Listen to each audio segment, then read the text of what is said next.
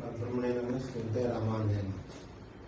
ఈ నరసాపురంలో చేసినటువంటి శ్రీదేవి భూదేవి సమేత ఆదికేశవస్వామి దేవాలయంలో ఈ సంవత్సరం కేశవస్వామి బ్రహ్మోత్సవాలు 12/4/25 నుండి 22/4/25 వరకు జరుగుతాయి.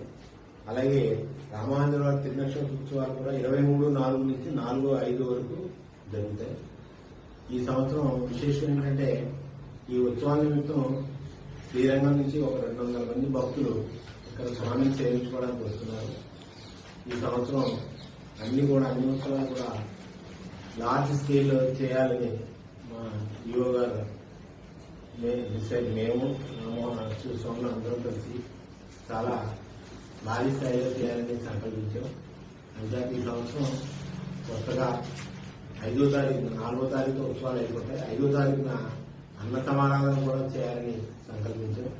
ఈ ఉత్సవాలన్నింటి కూడా చుట్టుపక్కల గ్రామాలందరికీ కూడా వచ్చి ఈ బ్రహ్మోత్సవాలకి అలాగే రామాయణ ఉత్సవాలకి వచ్చి దాన్ని సేవించుకుని ప్రసాదాలు సేవించుకుని వెళ్తూ ఉంటారు. అందరికీ కూడా ప్రసాద వినియోగం జరుగుతుంది. ఇక్కడ స్వామి బ్రహ్మోత్సవాల్లో అన్ని స్వామికి ఊరేగింపులు మొత్తం అన్ని వాహనాల మీద వీధుల్లో ఊరేగింపు జరుగుతుంది. అలాగే రథోత్సవం ఉంది, రామావతారం జరుగుతుంది. అన్ని ఉత్సవాలు కూడా చాలా విశేష స్వామి అంతా విశేష అలంకరణ చేస్తారు.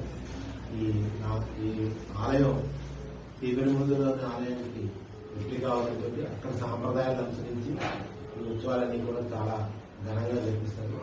చాలా మంది స్వాములు కూడా శ్రీపెనుముద్దు నుంచి శ్రీరంగం నుంచి అంతా వస్తున్నారు. అంతా కూడా స్వాములందరూ కూడా సేవాకాలన్నీ కూడా జరుగుతాయి. 15, 16, 17 3 రోజులు కూడా స్వాముల యొక్క ఉపన్యాసాలు కూడా ఉన్నాయి ఇక్కడ ఆలయంలో.